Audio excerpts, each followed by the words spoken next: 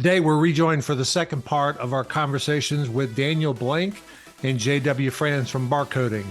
We talk a little bit about some of the future IoT capabilities that are available in retail to drive on-shelf availability. Let's get started. Daniel, I've got a quick question for you, and I just got this via text. It wasn't even via the chat, and I think this is a really good one. We all talk about basically RFID, but there are different levels of RFID, right?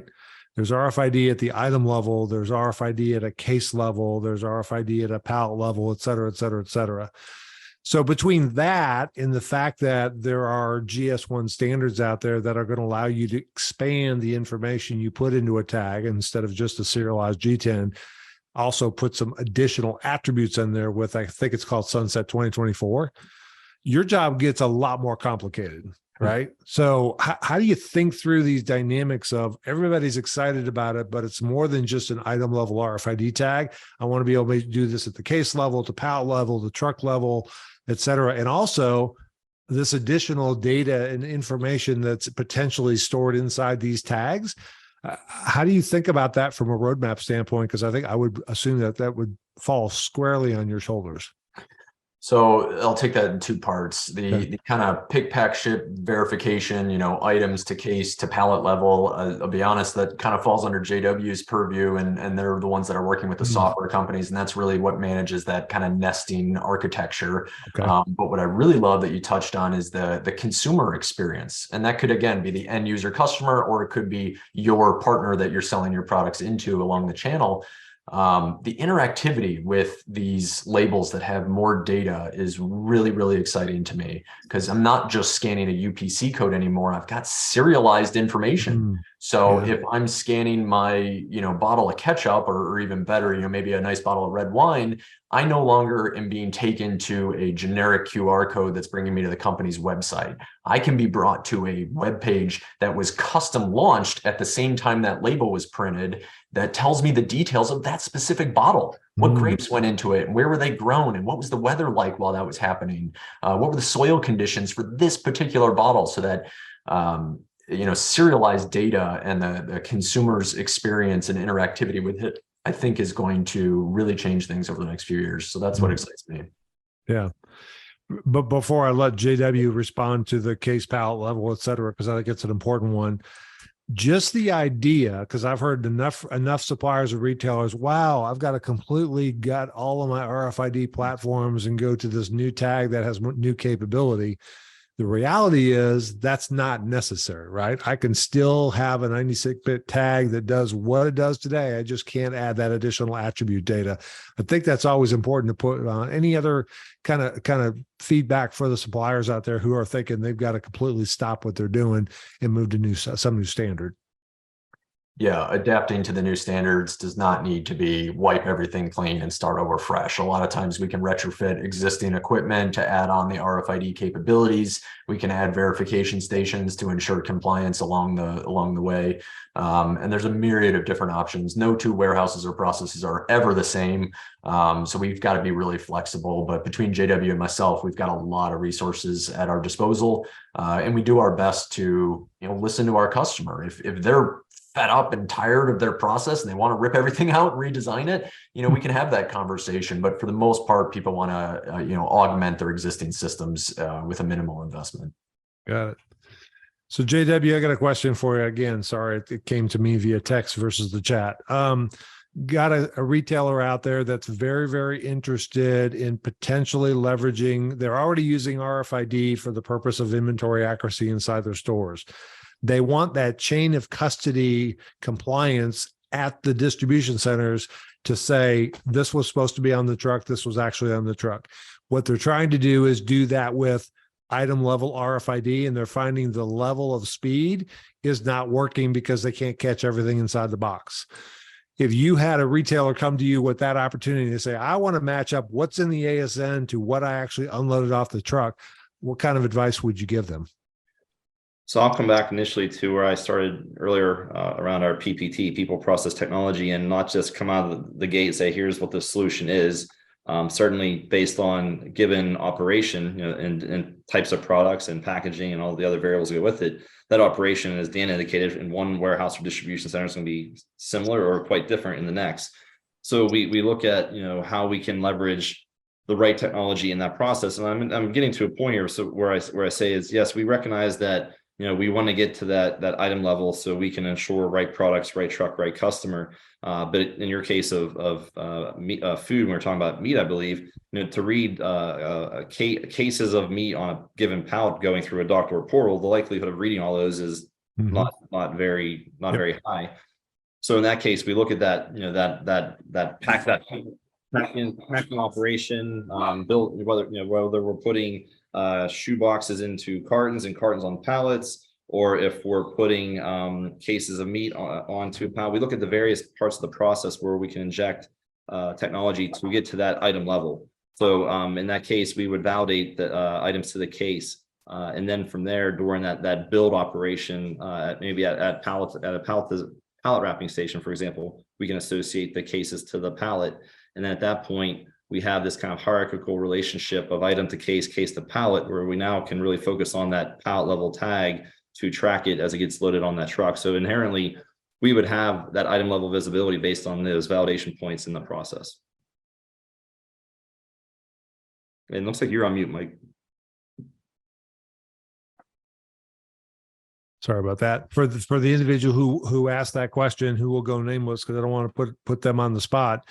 The idea that item level RFID is the only piece of signal that you need in the supply chain is not correct. There's a lot of folks out there that are putting, to JW, your point, case level RFID, and they've read the case level RFID. That's usually pretty easy because it's on the outside of the box if you singulate that box.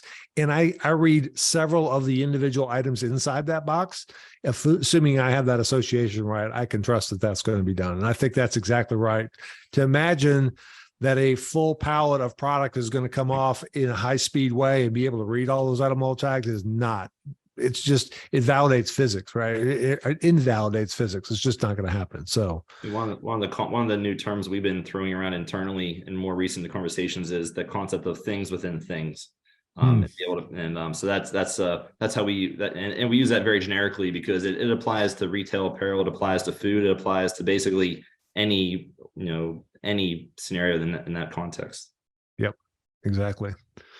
So what are the other future use cases that barcoding is working on? You guys are working on the basics, obviously, and it's not just RFID. We'll get into maybe some non-RFID things here in a second, but it's not just RFID, but it's basically supply chain visibility throughout the supply chain, whether it's at raw material all the way through it's being bought by a customer, right?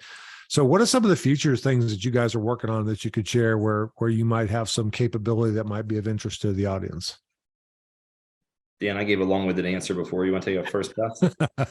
Sure. I tend to never be really long-winded, but the thing I'm most excited about is these like environmental sensors, and particularly for like transportation logistics, where we've started seeing some thermochromatic inks that give you just like a color change on the label itself to identify maybe if something fell out of compliance throughout transit or in storage. But now I'm starting to see these integrated with RAIN RFID technology. So in addition to pulling that unique ID, I can pull, environmental data, temperature, humidity, stress levels on the packaging or structure that I'm applied to. So I'm not, the obvious use case of, did this ice cream stay frozen when it went from A to B? Those are great. I'm expecting to see a lot of those applications, but it's one of those things that I think there's going to be use cases that we don't even know what they are yet until we start throwing tags on products and seeing where we create anomalies. And wow, I didn't expect, that Canada would be over 100 degrees, in the middle of winter. We're getting crazy environments these days. So I'm expecting some unique results from the increased prevalence of environmental sensors.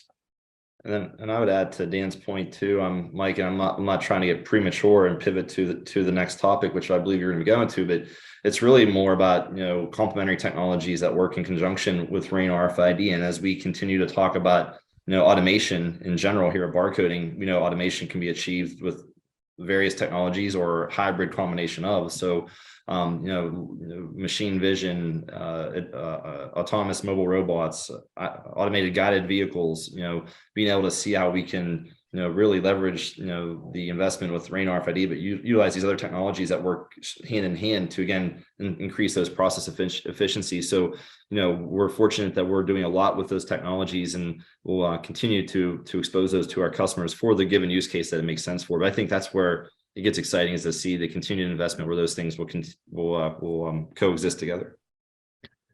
Well, you opened up a big Pandora's box when you jumped outside that, JW. So I'm going to focus this one on you. So if you were a big retailer, let's just say you sold grocery, you sold general merchandise, you sold consumables, et cetera, and you were charged to make sure you knew where everything was, where it was located at a high degree of accuracy. Obviously, RAIN RFID with great tags like SML and Avery Dennison, et cetera, work really well with that. Hard to do that with a watermelon, right? Hard to make that work. I don't know if we're ever going to tag watermelons. So what are the kind of the new technologies that you would think of? Obviously, there's a lot of discussion and excitement around ambient RFID BLE with Wiliot, et cetera. There's computer vision. I've seen some articles from Amazon saying we think that the UPC as we know it will go away. It will become more of a computer vision piece. Gaze into your crystal ball. Where do you guys think this is going to ultimately go? That is a very loaded question, though, isn't it? You want me to pause the podcast before you answer that one? No. Yeah, that's a hard one to answer. Like you said, there's so many well-established technologies. As we know, RAIN RFID has been widely adopted and is utilized for many use cases. You certainly called out other complementary technologies like Wiliot and other things with AI and machine vision. I really don't know if there's a hard and fast answer to that, because again, things are moving so aggressively, and there's the nice thing is that as these technologies continue to evolve and improve and complement one another, we're really opening up ways of doing things that we couldn't have done, a few years ago, as you know. And I'm kind of roundabout answering your question, because I don't know if I have a definitive answer, because there's just there's really no limit that I can see based on the increase in automation technology and just advancements in general. Yeah. And Dan, feel free, Dan, to add if there's anything else you have. Yeah, so I don't know if it's selfish or not, but I don't see labels and barcodes disappearing in the next 5 to 10 years. Just like it's job security, Daniel. I hope so, right? That's what I tell my boss, anyways. So as we went paperless with the digital society 10, 15 years ago, there was actually a lot more printing. And then it took a while to have that all fade away. I think the label and the barcode itself is going to be the connector for all of these new technologies. I see, even like Boston Dynamics, not necessarily related to us, but really advanced machine vision, AI type stuff. They're inventing new types of barcodes that have low packet sizes, are easily visible by machine vision. So they're, again, embracing and using more barcodes and more labeling. I could see some kind of a hybrid combination of machine vision with more labeling, with sensors on packaging, but maybe not necessarily on the items, and all these things being interconnected and talking to each other. It will be, I can't even fathom what the true next solution is that replaces these things. For now, the next 5 to 10 years, I see just more synergy of them working together. Yeah, I think you're exactly right. And each one of them will play a unique role. What we got to be careful of if we don't start making decisions that put the ultimate decision and pressure on the suppliers to put 4 different labels to identify the same thing based upon a retailer. So I think it's up to the community to be able to get really clear for this set of categories. Let's say it's fruit in a Walmart store. You know what? We think the computer vision does a pretty good job of that, right? This part, apparel, general merchandise, probably a lot of stuff in cosmetics for purpose of inventory accuracy and shrink visibility, et cetera. Clearly, RAIN RFID makes all the sense in the world. It's already become by a de facto because all of the retailers jumping into this. Where else are you guys playing? You mentioned the autonomous vehicles. You talked about several other supply chain things. Where do you see? Again, we're not looking for your specific roadmap that people can go off and copy, but where do you guys see where the puck's going? Where do you think you need to put some energy into? I'm going to come back to a combination of all the above again, because automation in general is driving more process efficiencies. We brought up before labor shortages. We know that in environments where you have those monotonous tasks of taking things from point A to point B back and forth all day, that's a ideal opportunity for an AMR or an AGV to move that product and then allow that person to do a more rewarding, more fulfilling job. Automation, I think, is going to continue to see a significant uptick. And if you're not familiar with what an AGV or an AMR is, we can go into those details another day. But essentially, it's all different levels of automation through robotics. So I know that we Barcoding have seen such a demand for that we recently even acquired an AGV company this past year. So we're confident that there's a significant demand and opportunity that warrants an acquisition that we just made this past year, just beginning of this year, to do that. So we're really anxious to see automation continue to thrive in our space. I'm going to agree with that. I think even personally, I was always worried that, these robots and automation projects were going to replace human labor. And, I don't think anyone knows what's causing the real labor shortage here, but, unemployment is what it is. And, yet we still can't fill enough warehouse workers, fast food restaurant servers.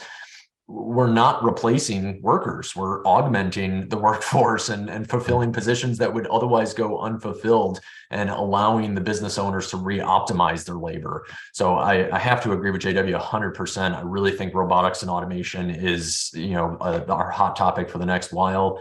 One of the other things that wasn't talked about here a lot, that's kind of in line with, the RAIN Alliance, is counterfeiting. We've got serialization now. I can share those codes with my retailer, and now instead of just validating what they received, they can validate that it's a genuine product that came from the right supplier.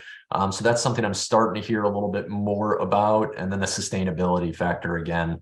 How do I use this data to optimize shipments and inventory levels now that I've got better visibility?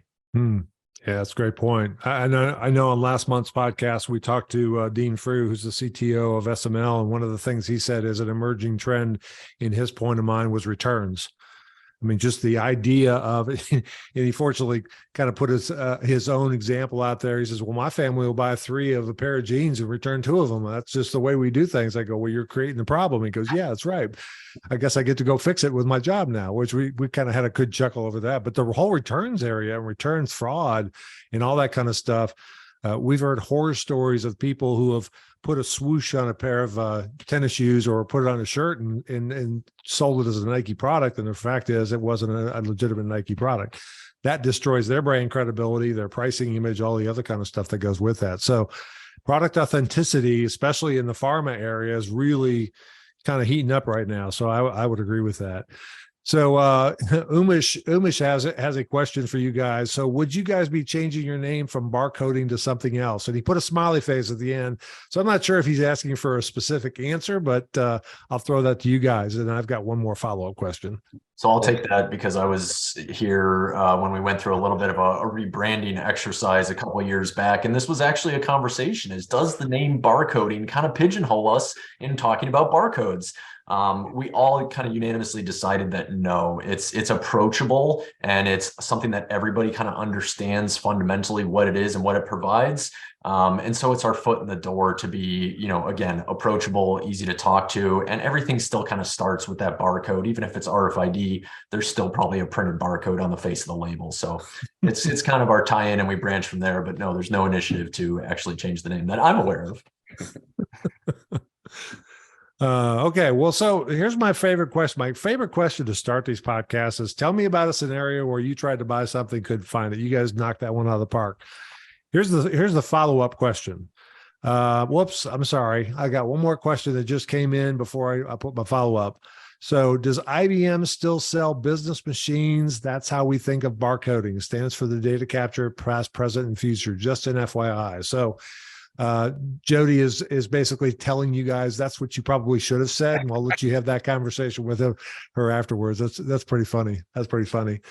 Here's the last question for you guys, and then we will be going off of the live broadcast. If anybody who's still on the line who has some additional questions they want to ask live of either Daniel or JW, you are more than welcome to stay on the line after we stop the recording. But here's the last question. The last question is: what didn't I ask you that I should have? What is those burning platforms that I wish you would have asked that, because I had the perfect answer for that? Anything that's on your mind, or anything, closing statements you guys would like to provide? That's a great question, Mike. No, these are always been conversations I've enjoyed with you. So in terms of what haven't you asked, I'll say that, being a part of barcoding has just been, as you heard me say, I'm kind of in some ways a veteran in this space, been around long enough. But being in barcoding has been probably one of the best experiences of my career personally. And it's just been great to work with people like Dan, Jody on the call. And I think, that is why we're so successful in working with our customers, is just the experience that we make available through those consulting type engagements. So it's just that culture about barcoding that Dan kind of opened up with, which is, I think, was the best part about working with us today. That's a great answer. Great answer. Daniel, you got anything? I definitely had some thoughts in mind, but we've been able to kind of cover them as we went through here. Okay. So, the last thing that comes into mind that I don't think we stressed enough is, ask me who's controlling all this stuff, because it's not barcoding. It's not Walmart and the other retailers. I really want to draw some attention to like the GS1 organization and the RAIN Alliance, the ARC program that's going on. Like, these are the folks that are looking at the big picture and saying, here's how it needs to be done. And that standardization is what makes it all work. We already have trouble with every warehouse, every logistics company, every process is a little different and unique. If we didn't have this governing body of standards behind some of what we do, it would just be a wild land out there. So I would just kind of stress those two organizations and any other kind of governing bodies around the barcode and data capture. Well, I love that as a closing comment, because not only do they need to be there, but we have to have retailers and suppliers and solution providers adopting those standards and frankly pushing back on one-offs. There's no competitive advantage for every supplier having their own unique way to put a barcode on a product, right? It just doesn't make sense. It's not scalable, et cetera. And from my perspective, it's always taking advantage of that competitive advantage of how you're going to use that data behind your firewall is the competitive advantage, not that you have a barcode that looks something different than everybody else's. So, well, this has been absolutely fantastic. I appreciate you guys very, very much. I thank Matt for hosting this and the University of Arkansas.